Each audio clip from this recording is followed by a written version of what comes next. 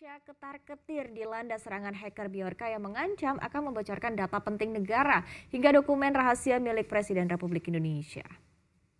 Nama Bjorka muncul terkait peretasan Kementerian data Koordinator dari Bidang Politik, Hukum, Bjorka dan Keamanan membentuk tim respons ancaman siber atau Computer Security Incident Response Team guna melindungi sistem informasi dan data. 1,3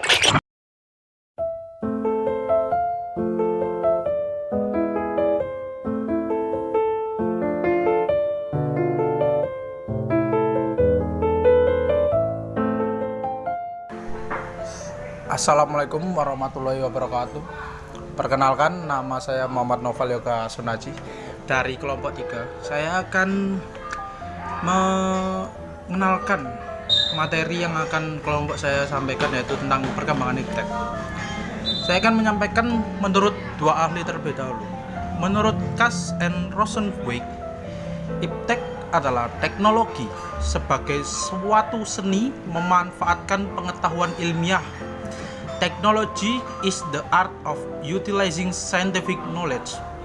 Dan menurut Redbain, iptek pada dasarnya kemudian mencakup kepada semua mesin, alat, peralatan, perlengkapan, senjata, perumahan, pakaian, alat transportasi, serta komunikasi perangkat, juga keterampilan yang akan memungkinkan kita sebagai manusia dan memproduksinya. Secara garis besar, perkembangan iptek adalah bagian penting dalam sejarah peradaban umat manusia. Kajian iptek adalah seringkali menyertakan interaksinya dengan masyarakat. Kini, iptek adalah bagian penting dalam kemajuan dunia. Iptek adalah konsep bagaimana pemahaman manusia, ilmu pengetahuan, dan teknologi telah berubah selama berabad-abad.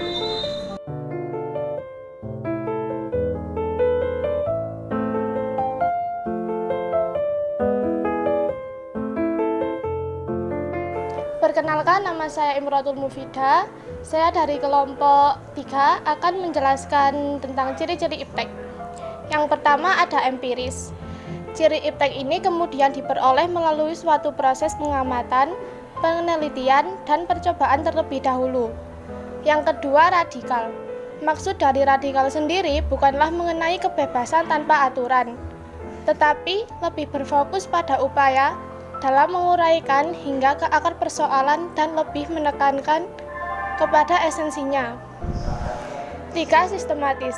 Dikatakan sistematis karena ilmu yang telah ditemukan kebenarannya perlu disebarluaskan. Objektif. Sifat ilmu pengetahuan haruslah objektif.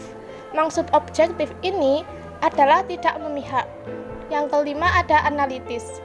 Ilmu pengetahuan ini kemudian dibuat secara analitis, di mana disampaikan secara terperinci, kritis, dan menyeluruh. Verifikatif. Maksud dari verifikatif ialah ilmu pengetahuan dan iptek harus sudah melalui pengujian berkali-kali. Yang ketujuh ada logis. Ilmu pengetahuan secara logis ini diperoleh melalui metodologi penelitian dan disusun secara logis. Yang kedelapan bersifat ilmiah. Ilmu pengetahuan bersifat ilmiah serta proses peroleh ilmu pengetahuan memang dilakukan secara serius serta bersungguh-sungguh. Yang kesembilan ada kritis. Dikatakan kritis jika teori tersebut tak lagi ditemukan teori definitif.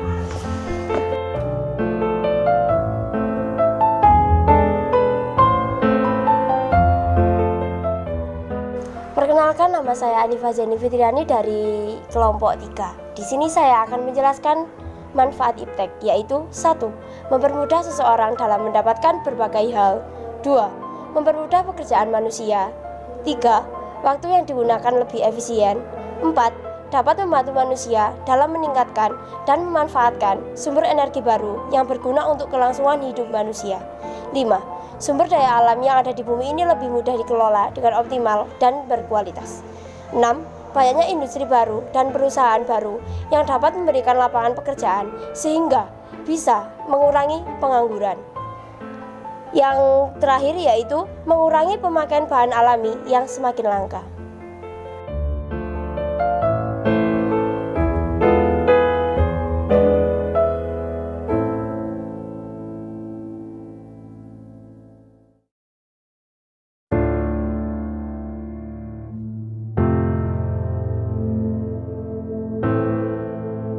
Perkenalkan, nama saya Dava Andiwiana Praweda, saya dari kelompok 3. Nah, di sini saya akan menyampaikan dampak negatif iptek dalam bidang pertahanan dan keamanan. 1. Penyalahgunaan satelit oleh para teroris seperti melacak kondisi tempat mereka akan melakukan kejahatan. Yang kedua, melalui media internet, pelaku teroris dapat berkomunikasi dengan sesama teroris maupun untuk mencari pengikut. Yang ketiga, munculnya perang informasi dengan memanfaatkan perkembangan teknologi informasi karena sifat penggunaan sistem secara bersama. Yang keempat, berkaitan dengan teknologi senjata pemusnah massal atau disebut juga weapon of mass destruction seperti senjata nuklir dan senjata biologi. Dikhawatirkan akan menjadi ancaman terbesar bagi suatu negara bila digunakan oleh pihak yang tidak bertanggung jawab.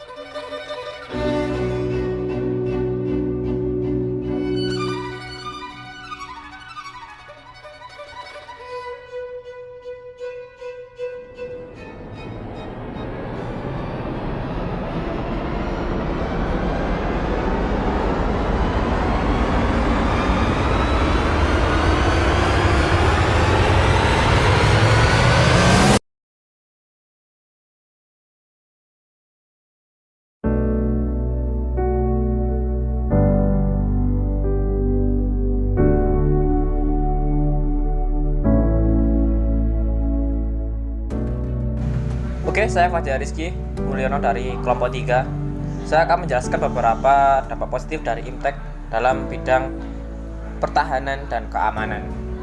Yang pertama yaitu peningkatan akurasi dan keandalan teknologi persenjataan dan dengan rekayasa hardware dan software.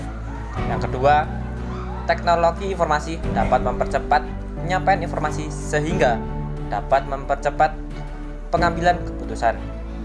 Ketiga, pemerahan personel militer yang mumpuni, yaitu dengan merekrutmen berbasis teknologi informasi.